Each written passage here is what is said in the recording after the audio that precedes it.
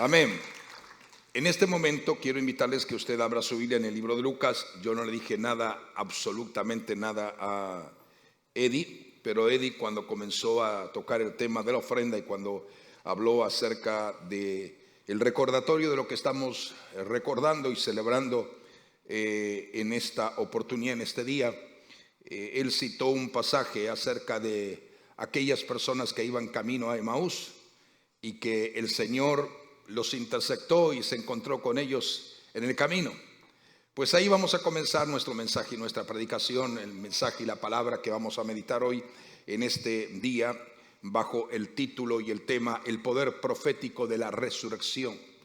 El poder profético de la resurrección. Porque estoy realmente interesado y profundamente inquietado de parte de Dios de poder compartir con ustedes acerca del poder. Sabemos que el poder de la resurrección es maravilloso, pero ¿por qué hablar de la resurrección conectado con la profecía? Lo vamos a ver a través de la luz del mensaje de esta mañana, de este mediodía, y vamos a entender realmente la proyección que hay entre la resurrección y las profecías del Antiguo Testamento. Y dice entonces el libro de Lucas, aunque yo le aconsejo que usted en la casa pueda leer todo ese capítulo desde el verso número 13 en adelante, y usted va a entender de una forma muy extraordinaria la escena a la cual el Señor está hablando y el relato que comenta el Evangelio de Lucas en este pasaje tan extraordinario. Dice entonces, voy a leer el verso número 25 en adelante. Entonces, hablando Jesús con aquellos que había encontrado en el camino a Emaús, entonces Él les dijo: oh insensatos. No es la mejor manera de poder entrar en conversación con alguien, ¿verdad que sí? Ya Jesús estaba conversando con ellos, pero cuando de repente uno está hablando con una persona y de repente esa persona te dice: tú eres un insensato. No creo que nos guste a ninguno de nosotros que nos digan o nos hablen de esa manera, ¿sí o no? Creo que pararíamos la conversación, nos ofenderíamos inmediatamente, o dejaríamos de escuchar, o nos iríamos y daríamos vuelta a nuestro rostro y que siga hablando solo. Pero el Señor dijo, Él les dijo: oh insensatos, tardos de corazón. En otras palabras, como que la palabra tardo no suena tan fuerte como duros de corazón. Pero eso es lo que quiso decir el Señor. No solamente son insensatos, sino que son duros de corazón. Entonces, tardos de corazón para creer todo. Escuche, aquí está la base del mensaje. Para creer todo lo que los profetas, ¿qué dice? Han dicho. Para creer a todo lo que los profetas han dicho. Y hace una pregunta: ¿no era necesario que el Cristo padeciera estas cosas y que entrara en su gloria? Comenzando desde Moisés y siguiendo por todos los profetas, les declaraba en todas las escrituras lo que decían de él. Y el capítulo 20 del Evangelio de Juan, el verso número 9 dice: porque aún no habían entendido las escrituras. No habían entendido las escrituras, que era necesario que Él resucitase de los muertos, y volvieron los discípulos a los suyos. Tanto el pasaje de Lucas como el pasaje de Juan nos menciona y nos habla de las escrituras. Evidentemente que para ese tiempo todavía no existía el Nuevo Testamento. Solo existía en el conocimiento del pueblo judío el libro del Antiguo Testamento, los libros, mejor dicho, del Antiguo Testamento. Entonces significa que cuando el Señor habló acerca de que de Él ya habían hablado las escrituras, o de que Él ya habían hablado los profetas, significa que Él se estaba relacionando de una manera directa y concisa y plena a lo que decía el Antiguo Testamento acerca de Él. Y recuerde que el último profeta fue Malaquías, y entre Malaquías y Juan el Bautista pasaron 400 años.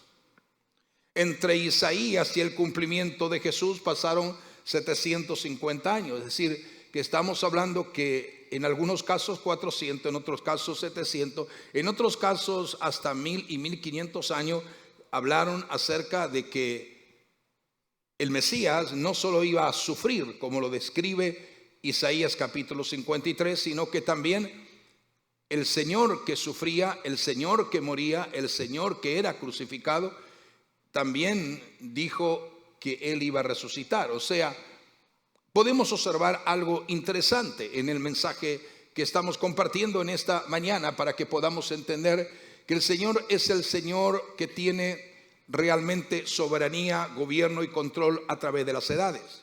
Él sabe lo que va a suceder. Por eso que dice que a cada uno de nosotros nos bendijo y nos alcanzó su gracia antes de la fundación del mundo. Cuando nada estaba creado, ya Él en su voluntad perfecta y en su diseño divino ya estaba programado de que en esta mañana tú estuvieras aquí para oír esta palabra y recordar sencillamente en una forma clara como cristianos y como realmente redimidos de que Jesucristo está vivo. Por eso que cada domingo celebramos cada año la resurrección, cada vez estoy más enamorado por el nombre que pusimos a esta casa, a este ministerio, y es Jesús vive hoy, porque vive siempre. Amén. Y cada vez que usted le dice a la gente de qué iglesia o dónde se congrega, usted dice: en la iglesia Jesús vive hoy. Le está diciendo la iglesia, pero está proclamando a esa persona que Jesús, a la cual tú y yo servimos, está vivo. Bien, el Nuevo Testamento señala muchas profecías. El Nuevo Testamento señala muchas profecías del Antiguo Testamento que tratan de una manera extraordinaria acerca de la resurrección de Jesús y sus escritos. Y vamos a observarlo en algunos pasajes y vamos a poder reflexionar algunos de esos pasajes que cita el Nuevo Testamento, el caso de Jesús, el caso del apóstol Pedro o el apóstol Pablo, pero también con una verdadera evidencia de que eso estaba escrito en la profecía del Antiguo Testamento. Entonces, fue solamente después de su encuentro con Cristo realmente resucitado que sus discípulos trataron de alguna manera de entender cómo las profecías del Antiguo Testamento sobre la resurrección de Jesús encajaban perfectamente en los hechos que ellos habían experimentado a ver a su Señor resucitado. No solamente la evidencia más notoria, el que resucitó y que hay una tumba vacía, sino que aparte de eso, Él se mantuvo con ellos por un espacio de 40 días, compartiendo con ellos en cuerpo glorificado, inmortal, perfecto, levantado de la tumba, pero 40 días que Él estuvo compartiendo con sus propios discípulos para que ellos tuvieran la verdadera convicción de que eso no era una visión ni una realidad virtual, sino que era una realidad clara, tangible, palpable, evidentemente notoria, de que sí, Él, el Hijo de Dios, había resucitado. Entonces, las profecías del Antiguo Testamento que nos hablan acerca de la resurrección de Jesús es extraordinario, es notable. Por eso que la visión más antigua que podríamos considerar, que considera el origen de las creencias de los propios discípulos, es que sus propios discípulos, cuando Jesús dijo que Él iba a morir pero iba a resucitar, bueno, eso de que iba a morir, Pedro trató de evitar que eso sucediera y dijo: Señor, que tal cosa no te ocurra. Y entonces fue cuando Jesús entendió por inspiración o bajo qué influencia estaba hablando Pedro, y entonces el Señor dijo: Satanás, te reprendo. Es decir, el Señor reprendió al diablo que estaba hablando en ese momento a través de la boca de Pedro, porque era necesario que esto aconteciera, porque así las profecías lo habían determinado. Entonces, sin embargo, también no estaban plenamente convencidos, porque Él decía que iba a morir pero que iba a resucitar. Ninguna persona puede hablar acerca de eso, morir y resucitar. ¿Cómo es esto? Morir y resucitar. Nadie puede profetizar su propia resurrección, pero Jesús dijo: yo voy a resucitar, tal como dicen las Escrituras. Se estaba refiriendo tal como dice la profecía. ¿Te das cuenta? Porque no existía en ese momento el Nuevo Testamento. Entonces, encontrando de una forma muy clara, esto nos da una idea de que habría proféticamente la aparición y la manifestación de un Mesías que tenía que morir, tenía que morir y tenía que resucitar.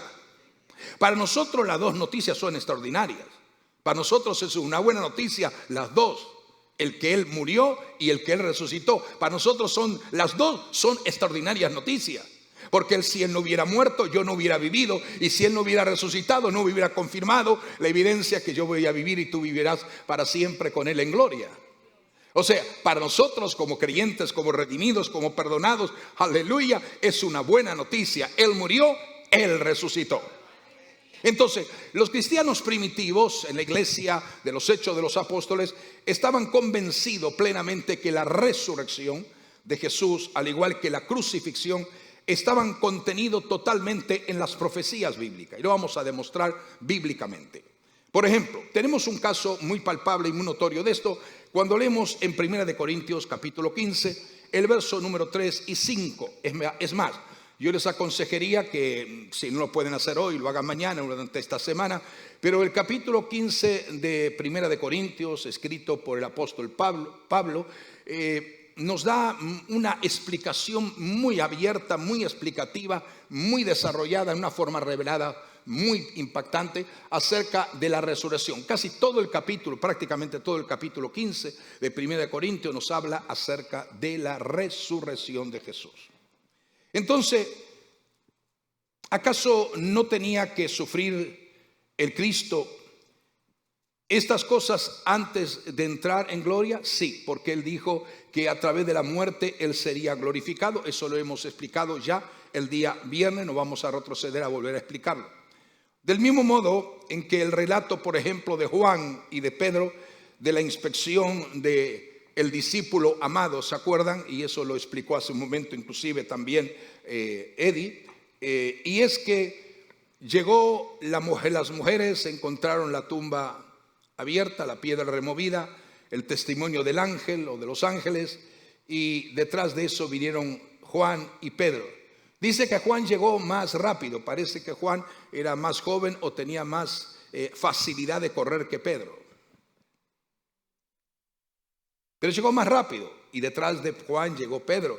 Y una de las cosas que los impactó a los dos, no solamente es que la tumba estaba vacía, sino que el milagro extraordinario de la resurrección consistía en dos hechos. Número uno, que el que había sido puesto allí ya no estaba.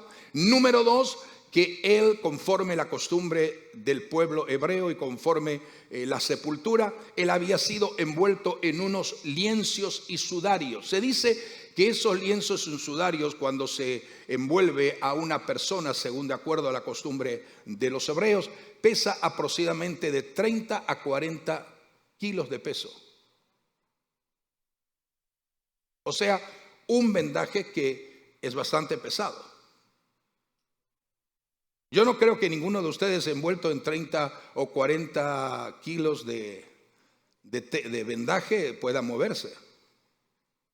Pues tampoco Jesús. Pero lo maravilloso de esto, el milagro de la resurrección, no solo que la piedra fue removida, sino que cuando entraron los discípulos y cuando entró Juan y cuando vio Pedro, vieron los lienzos y sudarios totalmente ordenados, doblados, acomodados en el lugar donde su cuerpo había estado. O sea, no nos dice que los lienzos estaban desordenados, rotos. No. Todos ordenadamente en su lugar. Lo dice así la Biblia, lo dice. Entonces significa que Juan reflexiona de que la mayor evidencia acerca de la resurrección de Jesús es que encontraron la tumba vacía, a excepción del sudario que había sido dejado allí, como estoy explicando hace un momento. Y entonces es allí donde hay una referencia a lo que acabamos de leer. Todavía estoy pendiente de 1 Corintios capítulo 15, ya lo voy a leer. Pero por ejemplo, en ese versículo que acabamos de mencionar de Juan 29 dice: hasta entonces, hasta que no vieron la tumba vacía y no vieron los sudarios y los lienzos cómodamente ordenados en su lugar, dice, hasta entonces no habían entendido las escrituras. O sea, no habían entendido las profecías. ¿Me están siguiendo? Porque no entender las Escrituras significa que se refería a lo que le iba a suceder a él, o lo que iba a pasar con él, o lo que el Padre Dios iba a realizar con su propio Hijo amado, el Mesías verdadero, revelado al mundo, a las naciones. Entonces no entendieron las Escrituras, no comprendieron realmente la interpretación profética. Entonces dice que de las Escrituras no habían entendido, porque las Escrituras y las profecías decían que Jesús como Mesías iba a resucitar. Diga conmigo, iba a resucitar. ¿Te das cuenta que todo va en una proyección muy alineada con el propósito de Dios? Que uno de los factores que nos hace ser entendidos, victoriosos para saber lo que está pasando, lo que va a pasar y lo que va a suceder, es que seamos conocedores ¿de qué? De la palabra profética. Porque tanto antiguo en este tiempo, ahora no en el tiempo de los discípulos, en este tiempo tenemos Antiguo y Nuevo Testamento, y ambos partes de la Biblia tenemos palabra profética abundante. Ya lo hemos explicado eso. Entonces, el Antiguo Testamento contiene profecías que el Cristo, el Mesías, se levantaría de los muertos. Claro que sí. Entonces aquí nos encontramos de una de las afirmaciones más notables que acabo de mencionar hace un momento, que dice el apóstol Pablo escribiendo en 1 Corintios, y me voy a referir solamente a dos textos bíblicos. Me refiero al verso 3 y al verso número 4. Pablo dio una de las descripciones más claras acerca del evangelio que podemos encontrar, acerca de a quién servimos, a quién amamos, a quién adoramos y a quién proclamamos.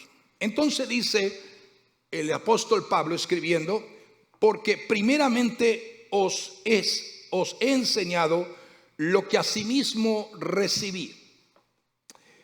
Es interesante que todo lo que Pablo en muchas partes de las Escrituras y de las epístolas encontramos es que él recuerda, pareciera no solamente la revelación de lo que él tuvo cuando iba camino a Damasco, encontrándose donde el Señor se le apareció y se le reveló de una forma extraordinaria, en forma como el Señor resucitado y el Señor viviente, sino que hay una particularidad que he notado en las Escrituras y en muchas de las cartas, especialmente en Corintios. Dice: porque yo, como en el caso de la Santa Cena, capítulo 11, verso 23 en adelante, dice: porque yo, Pablo escribe, porque yo recibí del Señor lo que también os he enseñado. O sea, ahora aquí vuelve a repetir y dice lo mismo,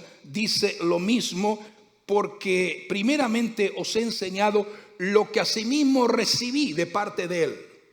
O sea, el Señor le instruyó de una forma tan especial al apóstol Pablo, que sus cartas son cartas, epístolas, que son prácticamente fundamentos en donde la iglesia se establece y donde la iglesia está firmemente afirmada. Pero todos sus fundamentos se estableció por medio de Cristo, por Cristo, porque lo que Pablo está diciendo, lo que yo digo ahora, lo que yo hablo ahora, yo lo recibí de él. Él me lo comunicó, él me lo enseñó, y yo simplemente se lo estoy comunicando a ustedes como iglesia. Y esto tiene un sentido de una doble autoridad. Primero, por una autoridad que la revelación de lo que Pablo afirmaba era dado por Jesucristo.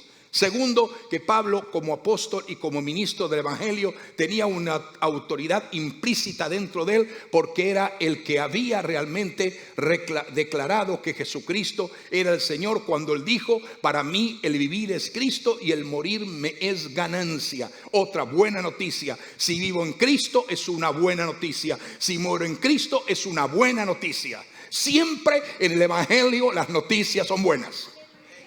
Allí en el mundo afuera, allí en la noticia afuera, allí en la plataforma que puedas de información afuera, siempre vas a encontrar, y más en estos tiempos, malas noticias y peores, malas y más malas que malas. Pero cuando hablamos del evangelio y nos comenzamos, entendemos que en medio de tantas malas noticias hay una verdad innegable, y es el poder del evangelio. Por eso que no me avergüenzo del evangelio, porque es poder de Dios para salvación para todo aquel que en él cree. Entonces, continuando en este texto, dice: yo recibí que Cristo murió por nuestros pecados. Conforme, ahí está. Conforme a qué dice, lo tiene ahí, me está siguiendo el pasaje, 1 Corintios capítulo 15, versos 3 y 4, me están siguiendo. Entonces dice, conforme a las Escrituras. Todavía en ese tiempo no había Nuevo Testamento. Es más, prácticamente el Nuevo Testamento se escribió casi como los evangelios lo comenzaron a escribir quizás 20, 40, 50 años, algunos casos más tarde. Y vamos a explicar dentro de un momento.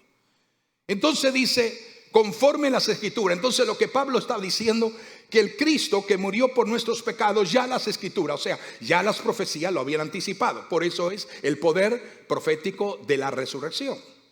Ya las Escrituras, ya las profecías lo habían anunciado. Esto es maravilloso, que nuestro Dios, aleluya, anuncia las cosas anticipadamente. Y cuando llega el momento de su cumplimiento, se cumplen literalmente, cabalmente, de una forma específica, tal como el Señor lo ha revelado y lo ha mostrado. Y a Él damos gloria por ello, porque Él es un Dios que no miente, no falla, no se equivoca, nunca, jamás llega tarde.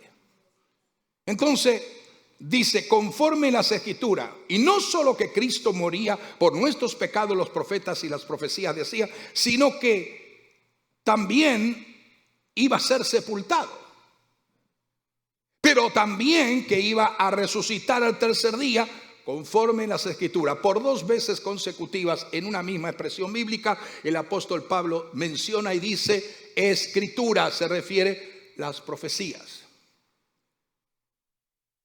En el caso de la Nueva Traducción Viviente dice este mismo texto, esta misma porción bíblica de los 2 textos, dice, yo les transmití a ustedes lo más importante, lo que se me había transmitido a mí también. Cristo murió por nuestros pecados, tal como dicen las Escrituras, y fue enterrado y al tercer día fue levantado de los muertos, tal como dicen las Escrituras. O sea, lo que significa reveladoramente en estos 2 textos bíblicos que mencionamos ahora y lo acabamos de leer, es que contiene el tema central del Evangelio. El tema central del Evangelio es Cristo en la cruz y Cristo en la resurrección. Esa es la base central del Evangelio. Si dejamos de predicar el Cordero que fue expuesto en la cruz para llevar nuestros pecados y para poder acabar con nuestra condenación y darnos vida eterna, si dejamos de reconocer a Jesús, el que resucitó, prácticamente estamos perdiendo el mensaje básico, central, profundo de lo que es la revelación del Evangelio. En la predicación del Evangelio consiste en 2 grandes milagros: en la redención de la cruz y la resurrección de los muertos. Entonces estos textos bíblicos contienen el tema central de lo que es el Evangelio y son textos claves para explicar lo que es la fe cristiana. ¿Por qué yo creo en Cristo? Creo en Cristo porque Él no quedó inerte en una cruz, sino que la cruz está vacía.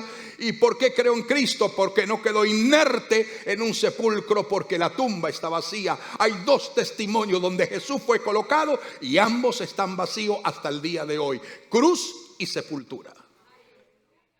Entonces la resurrección de Cristo fue la demostración clara de la perfección y de la eficacia más notable, llamado la expiación de Cristo. Esto, hablar de esto y explicarlo y enseñarlo es una gran revelación. ¿Qué es la expiación de Cristo? Es todo lo que el Señor hizo a favor de nosotros a consecuencia de nuestro pecado, y por amor el Padre lo entregó para redimirnos de esa condición. Ahora, hay 3 puntos muy importantes en los textos que acabamos de mencionar, donde Pablo de una manera especial esgrime la importancia de la profecía bíblica en el cumplimiento de resurrección y crucifixión. Primero, lo que destaca aquí y lo que realza aquí, primero, que Cristo murió por nuestros pecados, tal como dicen las Escrituras, tal como dicen las profecías. Cristo murió por mis pecados. Porque cuando dice Él murió por tus pecados, hacemos al Señor lejano. Es para Él, pero no para mí. No, comencemos. Él murió por mis pecados. Sin la verdad de este mensaje, la muerte de Cristo carecería de valor. Él no murió por morir, Él nos entregó por entregarse. Él no formó ningún espectáculo público, sino que Él cumplía con el diseño divino de Dios a través de las edades.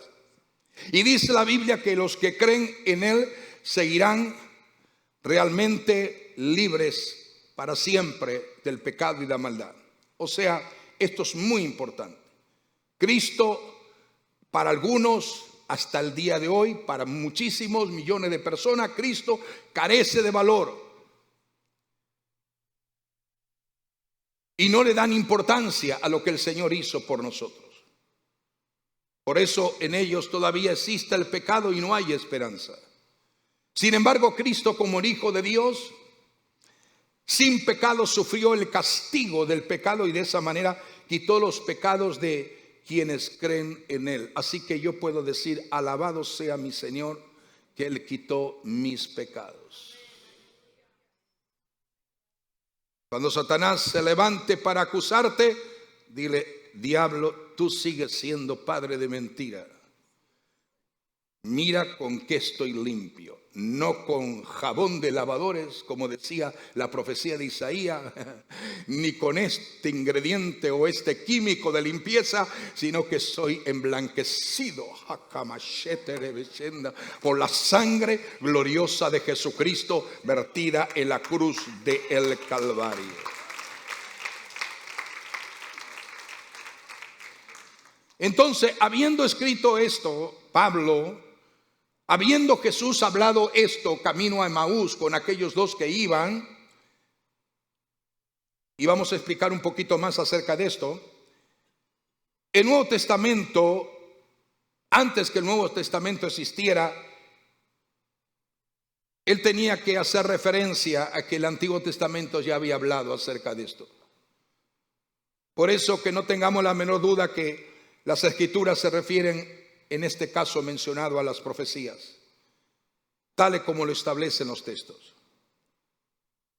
La muerte de Cristo no fue un accidente, no fue una coincidencia, no fue una casualidad, ni una idea a último momento para tratar de solucionar Dios el problema de la raza humana. No, eso fue programado hace miles de años, cuando inmediatamente Adán y Eva desobedecieron ya el Padre Eterno. En el libro de Génesis capítulo 3, proféticamente ya él estaba profetizando que esa humanidad perdida por el pecado a consecuencia de la primera pareja iba a ser perdonada por medio de aquel que se revela en el libro de Génesis capítulo 3, aleluya, donde él pisará la cabeza de la serpiente antigua. O sea, la muerte de Cristo en la cruz entonces no fue una idea de último momento, fue un plan de Dios a través de miles de años, antes de que tú y yo existiéramos, antes que el universo, porque hemos sido, aleluya, perdonados antes de la fundación del mundo. Había sido realmente parte del plan de Dios desde la eternidad, y alabo al Señor, y deberíamos alabar a Dios todos juntos, el más pequeño hasta el mayor, en esta mañana, por saber y entender que Dios sabe cumplir su palabra, porque Él es un Dios de verdad, a fin de dar salvación a aquellos que creen. Lo segundo que nos demuestra en esta verdad bíblica del apóstol Pablo en Primera de Corintios es que Jesús fue enterrado. Y la realidad de la muerte de Cristo se hace más clara por el hecho de que fue enterrado. Muchos han tratado de descartar esta realidad acerca de la muerte de Cristo. Pero Jesús realmente murió, y lo vamos a demostrar por 7 características interesantes. Y fue enterrado en una tumba nueva. Lo tercero que podemos encontrar en esta afirmación del apóstol Pablo es que al tercer día fue levantado de los muertos, tal como dicen las Escrituras, tal como dicen las profecías, como he dicho antes. Y Cristo fue resucitado permanentemente y para siempre. No es que se levantó y a los años murió, luego se levantó. No, se levantó permanentemente y para siempre. Por eso que antes de él morir, antes de resucitar, le dijo a Marta y María: yo soy la resurrección y la vida. El que cree en mí, aunque esté muerto, vivirá. Yo soy la resurrección y la vida. Todavía no había muerto, no había resucitado, pero ya él proféticamente, porque así lo declaraba la profecía bíblica, él iba a ser la resurrección y la vida de todos aquellos de cuantos creyeran en él. ¿Estamos de acuerdo? Entonces, claramente su padre lo resucitó al tercer día, como dicen los evangelios y como dicen las escrituras. Desde el viernes por la tarde hasta el domingo por la mañana eran 3 días, según el calendario judío. Se ve que la resurrección fue muy temprano, porque María fue muy temprano. Se calcula que cuando María fue a la tumba era aproximadamente entre las 4 y las 5 de la mañana. Y ya para esa hora, 4 o 5 de la mañana, ya la tumba estaba vacía.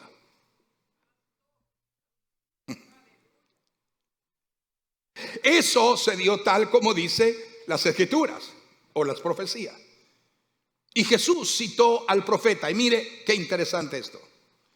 Estamos hablando que todavía Jesús ni murió ni resucitó, pero él ya estaba hablando y afirmando en él lo que la profecía se iba a cumplir. Y entonces cuando nosotros vamos al libro de Mateo, capítulo 12, verso número 40, aquellos que quizás están relacionados con los pasajes bíblicos acerca de esto, nos daremos cuenta que en el verso 40 del capítulo 12 del Evangelio de Mateo nos dice que hay una conexión entre la resurrección de Jesús y los 3 días de Jonás dentro del pez. Es interesante que Jesús mismo afirma que su resurrección está conectada y su muerte y su resurrección está conectada con lo incidente o con el incidente que le pasó a Jonás. Solo que hay una situación totalmente diferente. Vamos a observar esto. O sea, para mostrar la conexión que hay con los 3 días, tal como fue profetizado en el Antiguo Testamento. Y dice, así como estuvo Jonás 3 días exacto. No dijo 3 días.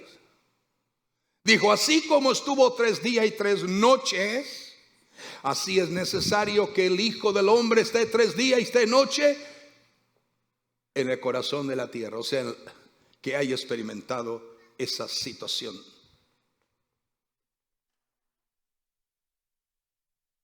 Pero al tercer día resucitó. Así como al tercer día el pez vomitó a Jonás. La única y gran y triste diferencia es que cuando Jonás fue vomitado por el pez, fue a Nínive, habló lo que el Señor le había dicho y toda la nación se arrepintió, hasta el rey. Jesús resucitó y cada vez son menos los que creen en él. Qué triste contraste, qué triste situación, ¿verdad que sí? Ahora, miremos entonces una de las profecías también muy extraordinaria acerca de lo que habló David en cuanto a la profecía de Jesús. Este salmo, el Salmo 16, como muchos de los salmos que podemos estudiar, son salmos proféticamente mesiánicos. El Salmo 16 es un salmo totalmente que se refería al Mesías. Y mire lo que dice el verso 8 al 11 en el Salmo 16. Sé que el Señor siempre está conmigo. Está escribiendo David. Sé que el Señor siempre está conmigo. No seré sacudido por él, porque Él está aquí a mi lado. Con razón mi corazón está contento y yo me alegro. Mi cuerpo descansa seguro. Pues tú no dejarás. Entonces aquí observamos y profundizamos en esta realidad. Esto es una profecía. Entonces David está escribiendo y dice, pues tú no dejarás mi alma entre los muertos, ni permitirás que tu santo se pudra en la tumba o se descomponga en la tumba. Me mostrarás el camino de la vida y me consideras la alegría de tu presencia y el placer de vivir contigo para siempre. Algunos no pueden discernir, no pueden entender. Dice, no, esa es una promesa de David, pero David murió. David fue enterrado y su cuerpo se descompuso. Se dice que el cuerpo de un ser humano entra en estado de descomposición al cuarto día. Al cuarto día. Por eso que cuando Jesús va a resucitar a Lázaro, Marta, María, las hermanas de Jesús, dijo: Señor, ya tiene olor, porque es el cuarto día, ya el cuerpo está en estado de descomposición. Y el Señor dijo: con todo y eso que el cuerpo está en estado de descomposición, yo soy la resurrección y la vida. ¿Te das cuenta? Dios hizo dos milagros. Número uno, restauró el cuerpo. Número dos, lo levantó. Y eso es lo que el Señor va a hacer en la vida de aquellos que se anticiparon a nosotros, aleluya, en la promesa extraordinaria de la redención final y triunfante en el evento más extraordinario de su extraordinaria manifestación de esperanza de vida. Entonces, este salmo es considerado un salmo mesiánico porque el Nuevo Testamento se sitúa como una señal de la resurrección de Jesucristo. Pedro y Pablo, como he dicho, citaron este salmo cuando estaban predicando y enseñando. Pedro y Pablo citaron este salmo cuando hablaron de la resurrección física de Cristo. Y eso lo encontramos en el libro de Hechos de los Apóstoles, capítulo 2, verso 24 al 25. Pero Dios lo liberó de los terrores de la muerte, refiriéndose a Jesús, y lo volvió a la vida, pues la muerte no pudo controlarlo o sujetarlo bajo su dominio. El rey David, está hablando aquí, predicando Pedro en este capítulo, el rey David dijo lo siguiente acerca de él: veo que el Señor siempre está conmigo, no seré sacudido por lo que está aquí a mi lado. Y el verso 31 de Hechos dice: David estaba mirando hacia el futuro y hablaba de la resurrección del Mesías. Él decía que Dios no lo dejaría entre los muertos ni permitiría que su cuerpo se pudriera o entrara en descomposición en el sepulcro. Esto está hablando Pedro, lo está predicando, lo está afirmando, está trayendo a recordación lo que la profecía del Salmo 16 había hablado. Entonces Pedro habló confiadamente de una manera tan extraordinaria cuando la gente le preguntó: señores, ¿qué debemos de hacer para ser salvos? Cuando fueron impactados por el derramamiento del Espíritu Santo, y Pedro, lleno del Espíritu Santo, comenzó a testificar del Señor cuando le preguntaron: ¿qué tenemos que hacer para ser salvos?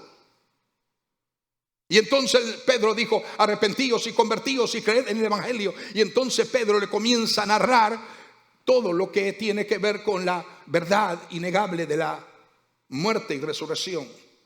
Y Pedro habló confiadamente acerca de la resurrección de Cristo.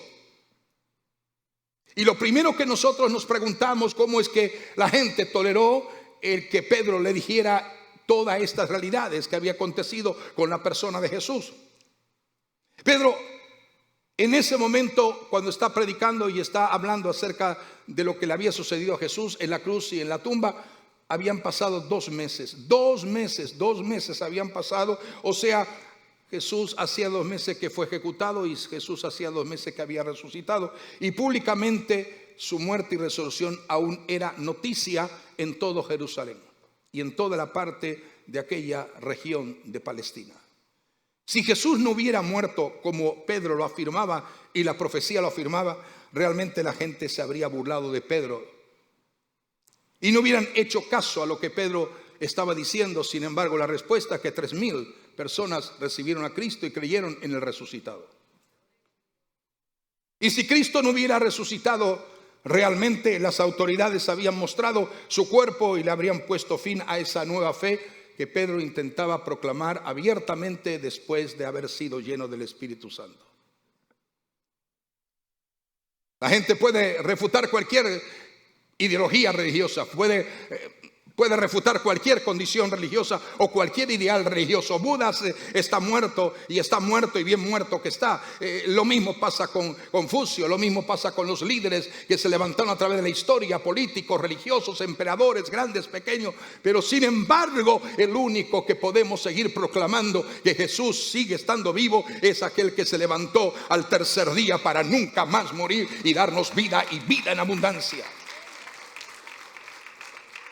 Además, si su tumba vacía estaba cerca de allí, cerca de Jerusalén. Cualquiera podía ser testigo de lo que estaba diciendo Pedro. Cualquiera podía ir, inspeccionarla y decir: Pedro, tienes razón lo que estás diciendo.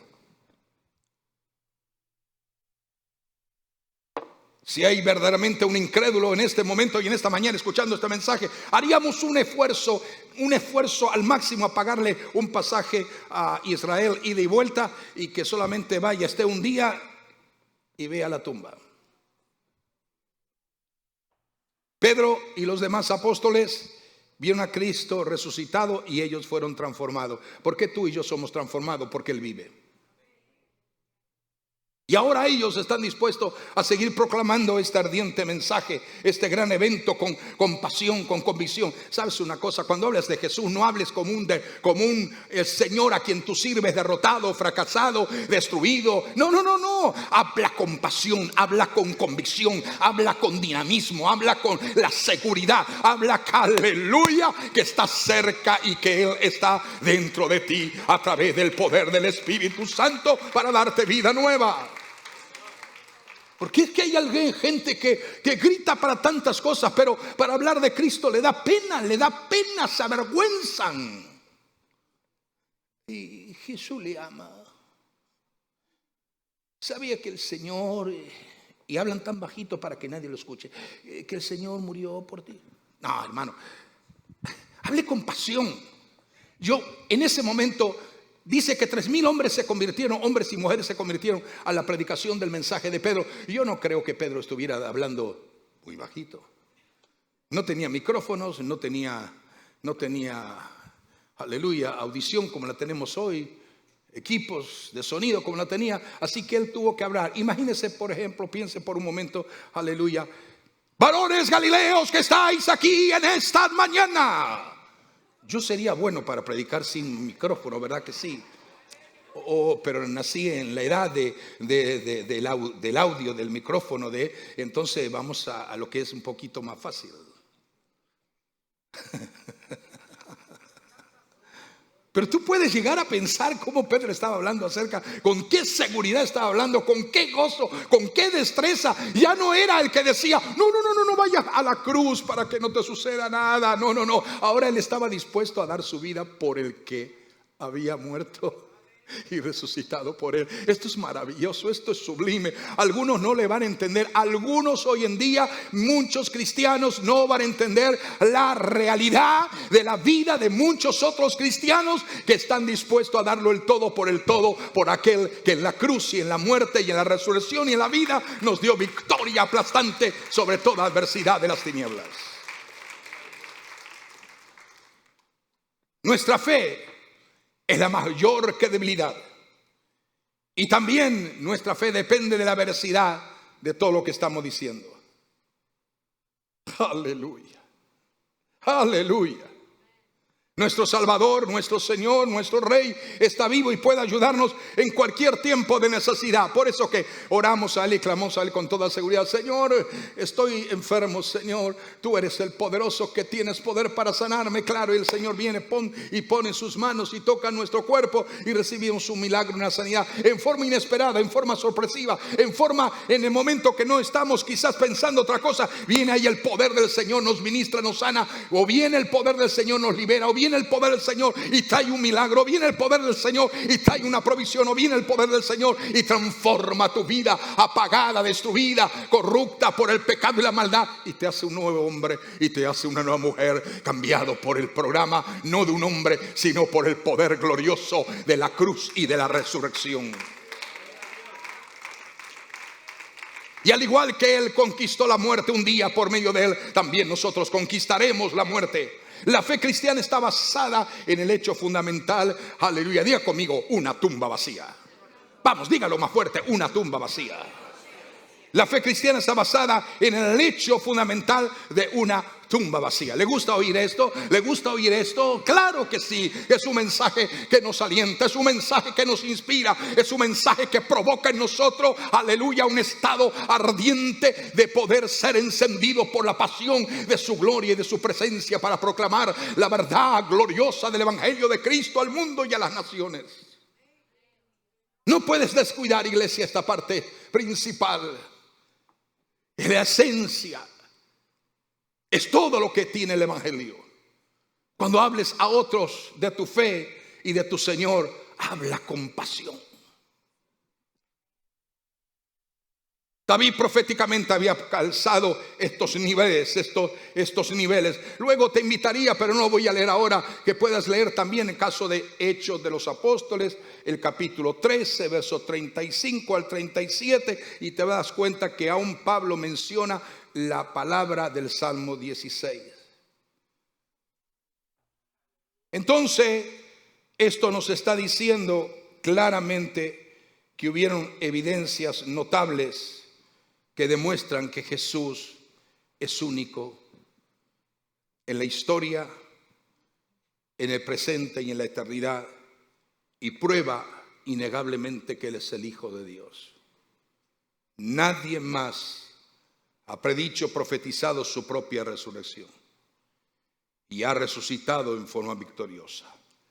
Número uno, la primera evidencia que tenemos: un soldado romano le dijo a Pilato que Jesús había muerto.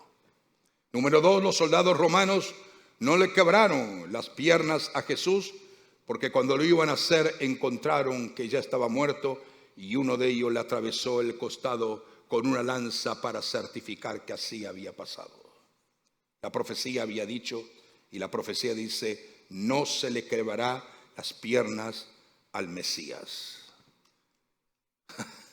¿Te das cuenta cómo hay una conexión entre profecía y la vida misma del Rey de Reyes?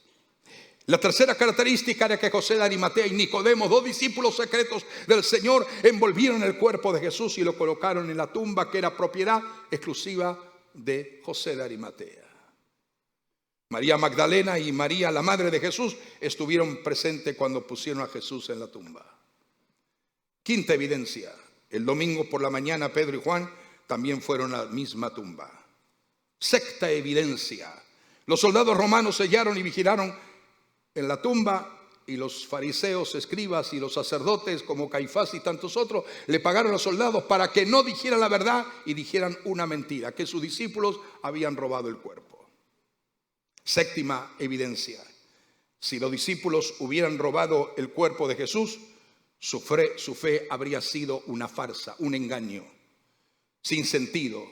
Pero debido a que su fe era una fe verdadera, estaban dispuestos a morir si era necesario por ella. Nadie puede morir por una fe a menos que reconozcan que aquel que adoran, sirven, aleluya, con cuerpo, alma, mente y espíritu, esté vivo, tan vivo como cuando descendió del cielo. Octava realidad es: si los líderes religiosos hubieran robado el cuerpo de Jesús, sin duda que lo habrían mostrado para silenciar los rumores de la resurrección. Pero Jesús lo afirmó y lo dijo de una manera especial en el capítulo de Mateo, y lo dijo una y otra vez. Así que con todo eso, dice el profeta Isaías 53, me gusta este capítulo maravilloso. Lo he leído no sé cuántas veces. Cada vez que lo leo siento la vida del Señor ministrando en mi espíritu y mi alma. Es un capítulo extraordinario porque ahí veo reflejado cuál expresión de amor el Padre manifestó cuando revela al profeta Isaías, el profeta mesiánico, la verdad reveladora de Isaías 53. Qué verdad tan notable. Toda la Biblia es verdad de Dios, pero qué diseño tan explicativamente detallante en cuanto a todo lo que el Señor iba a padecer. Y entonces nos encontramos con muchos textos desde que comenzamos hasta el final, y dice: con todo eso el Señor, refiriéndose al Padre, quiso quebrantarlo, sujetándolo a padecimiento. Cuando haya puesto su vida en expiación por el pecado, verá el linaje y vivirá por largos días, y la voluntad del Señor será en su mano prosperada. Verá el fruto de la aflicción de su alma y quedará satisfecho por su conocimiento. Justificará mi siervo, refiriéndose a Jesús, la profecía bíblica, justificará mi siervo justo a muchos y llevará las iniquidades de todos ellos. El siervo del Padre, refiriéndose a Jesús, no merecía morir. pero fue la voluntad del Padre que así lo hiciera. Porque si no, no tuviera lugar nunca la expiación del pecado que se cumple por medio del ofrecimiento de aquel Jesús, Hijo de Dios, que se convierte en siervo y se convierte en el Cordero de Dios, en el Cristo, en el verdadero Cordero de la Pascua que hoy recordamos como se ha recordado a través de generaciones y generaciones. Por tanto, resumiendo este mensaje en esta mañana, podemos entender que los profetas del Antiguo Testamento se expresaban con mucha determinación y claridad cuando hablaban acerca de Jesús, hablando del Redentor, de la muerte y luego de la gloriosa resurrección del Mesías.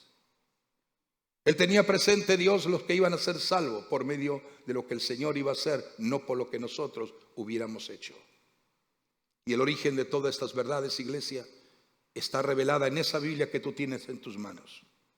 Está revelada por los profetas en esa Biblia que posiblemente no escudriñas tan profundamente como deberías hacerlo.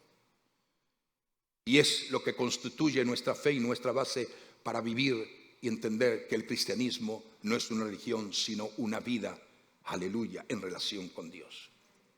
La doctrina de la resurrección, iglesia amada, de todos los hombres y mujeres que crean en Él, es la resurrección de Cristo que fue enseñada en el Antiguo Testamento. La doctrina aparece tempranamente, la doctrina de la resurrección, en uno de los primeros menciones que se habla de la resurrección. Y digo, la doctrina de la resurrección nace tempranamente cuando Job, ¿usted ha leído alguna vez el libro de Job? Job se cree que es prácticamente contemporáneo con Abraham, más o menos en esa época después. Y Job escribió algo cuando nadie sabía nada de eso. Y cuando me detengo a leer el capítulo 19 del libro de Job, verso 25 al 27, me dice eso. Job dijo, en medio de la aflicción, en medio de su dolor, en medio de su enfermedad, en medio de su agonía, en medio de su condición que estaba viviendo, él dijo algo. Y es la palabra determinante que todos y cada uno de nosotros deberíamos decir en esta mañana. Yo sé que mi Redentor vive.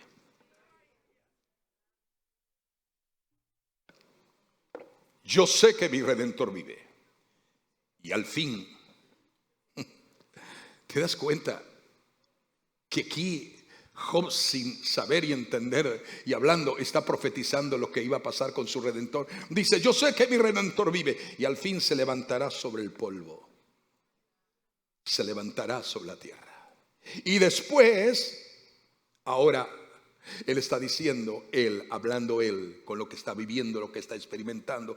Y después dice Job, desecha esta mi piel en mi carne, no importa, si mi Redentor vive, yo también voy a vivir.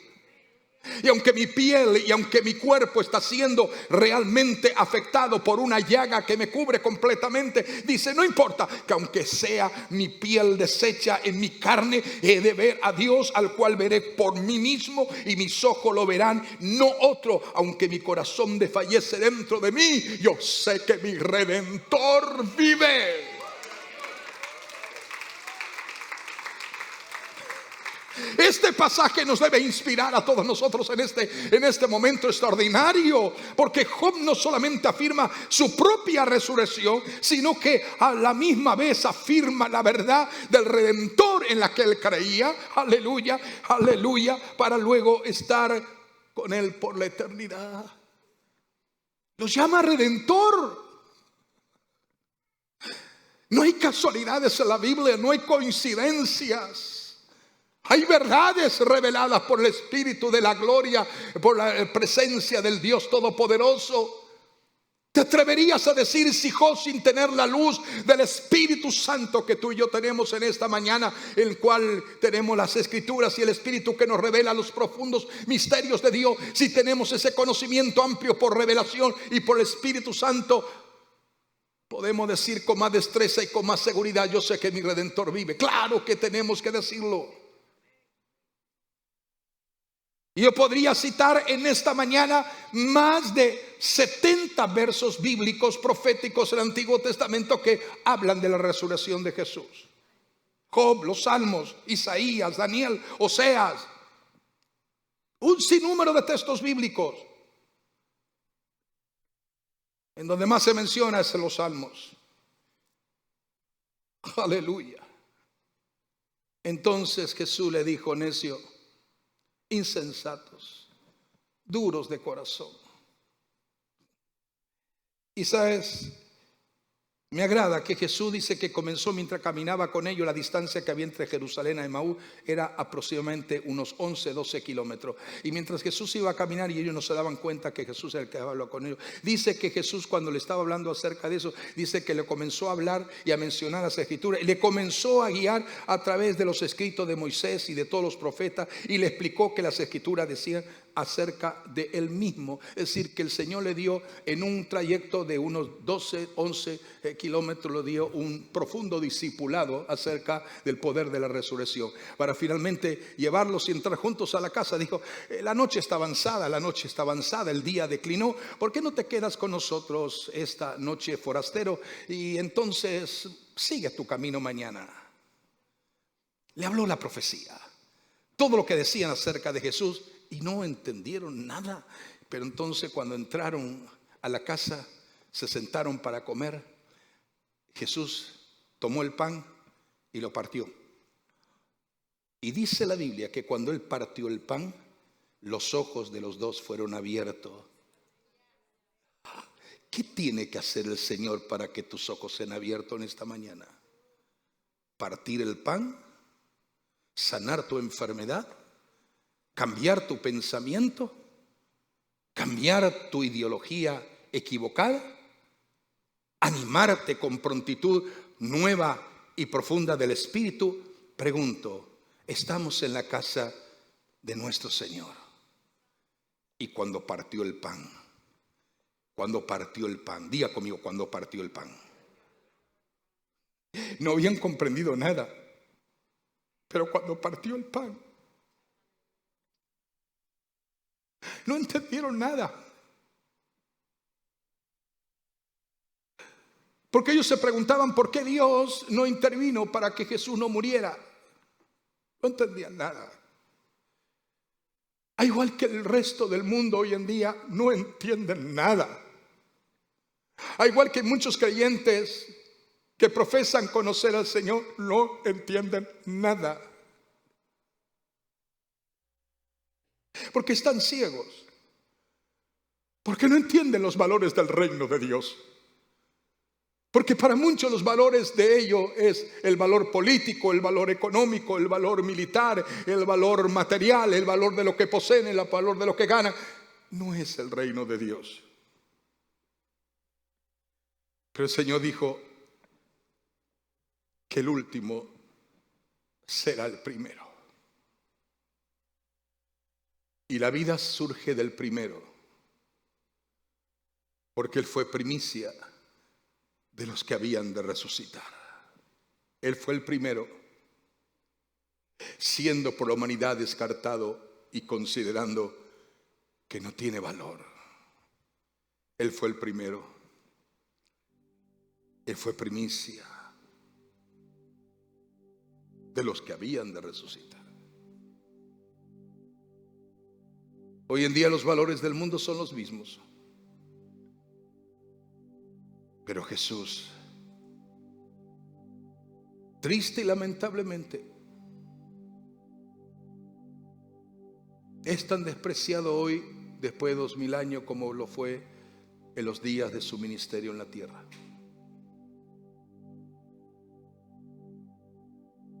Pero nosotros tenemos el testimonio vivo de los profetas, de los apóstoles, de la historia de la iglesia, que testifican y siguen testificando que nuestro Señor vive. Y por cuanto Él vive, nosotros también viviremos.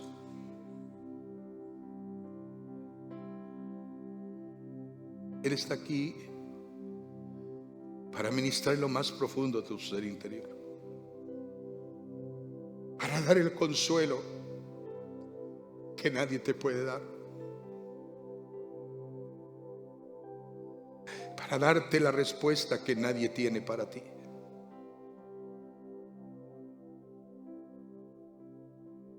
A levantar tu vida sin importar dónde has caído. Para darte una vida nueva y reconocer que en Él somos más que victoriosos, más que vencedores. Por eso, el poder profético de la resurrección sigue siendo real.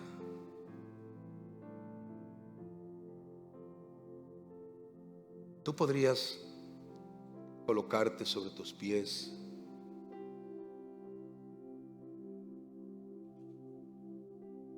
y antes de irte de esta casa, antes de irte de este lugar,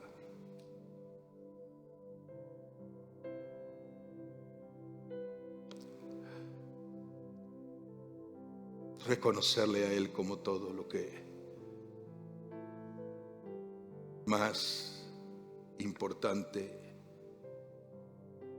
debiera de existir en tu vida. Dile gracias, Señor, porque lo hiciste, porque me has amado, pensaste en mí.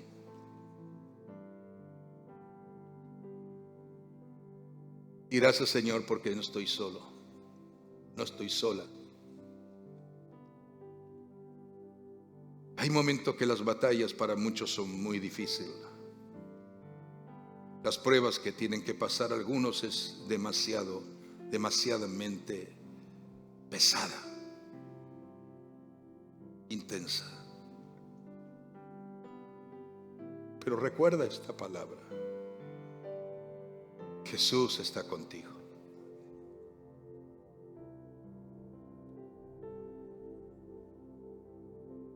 Creo firmemente por la unción del Espíritu Santo y la gracia de su don inefable, que hoy nadie de los que han profesado haber creído en Cristo como su Señor y Salvador debieran pensar alejarse de Él, porque estamos en un tiempo determinante en que en cualquier momento podemos irnos con Él.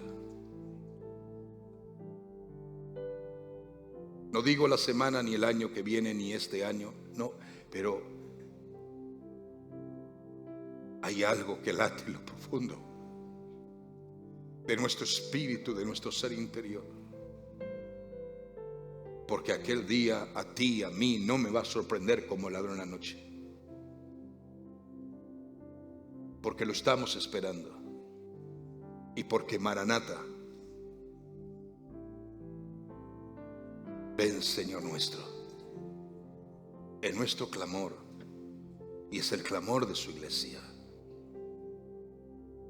¿Te das cuenta? ¿Te das cuenta? ¿En quién has creído? ¿En quién has depositado tu fe? ¿En quién está anclada tu alma y tu ser? Hay muchos que están retrocediendo, muchos que se están debilitando, muchos que no han entendido la vida cristiana, muchos que no le interesa lo que el Señor puede hacer y lo que el Señor le ha prometido para él o para ella, porque han vivido lejos y más lejos del Señor en estos tiempos. Amigo, amiga, si estás aquí y me estás escuchando en este día y no has reconocido ni confesado a Jesús como tu Señor y Salvador y deseas hacerlo, no te vayas de aquí sin reconocer que Jesús es lo único que tú necesitas. Puedes tenerlo todo, pero si lo pierdes a Él, lo pierdes todo. No, lo ganas todo. No es que lo pierde todo. Tenerlo a Él es ganarlo todo, incluyendo la vida eterna. Dile: Señor, yo te necesito. Ayúdame a que mis convicciones se arraiguen más en mí, que yo esté más seguro hoy que hace años atrás, que te ame ahora más que lo que te amé la semana pasada, pero te ame menos de lo que te voy a amar mañana, porque tu amor excede a todo conocimiento.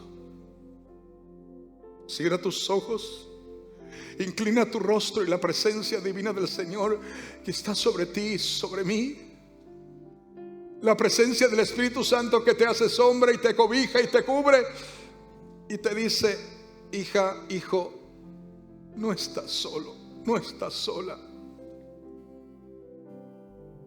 Yo te doy mi fortaleza, mírame a mí. No mire lo que está sucediendo en tu alrededor, no mire lo que está aconteciendo, no ponga tu mirada en la situación difícil que estás pasando. Recuerda que todo lo hice porque te amé. Todo lo hice porque te amé y te sigo amando. Todo lo hice porque tengo un propósito, un diseño sobre tu vida, pero lo más grande es que tengo la promesa y te doy esa promesa. Y recuerda que yo soy la resurrección y la vida, y todo aquel que cree en mí, aunque esté muerto, vivirá, y todo aquel que en mí cree, aleluya, tendrá vida eterna. Imparte tu gloria, Señor. Gracias porque no éramos merecedores de tanto amor.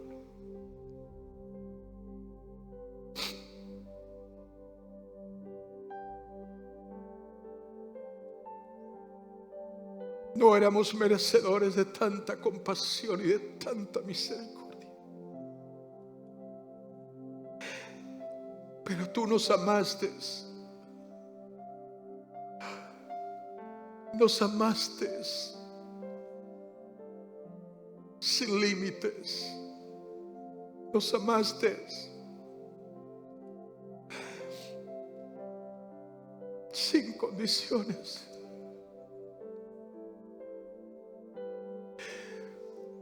Y cuando no merecíamos, tú moriste por nosotros en la cruz, llevando maldición, pecado, iniquidad, para que seamos libres. Y nosotros no solamente que triunfaste en la cruz, sino que afirmaste nuestra fe cuando te levantaste al tercer día. Y escuchar la voz que escuchó Juan: no temas, Juan, yo soy el que era, el que estuve muerto, pero he aquí el que vivo por los siglos de los siglos. He aquí el que vivo por los siglos de los siglos. Levanta tu mano y recibe el toque del Señor en esta mañana, en este mediodía, antes de irnos de esta casa.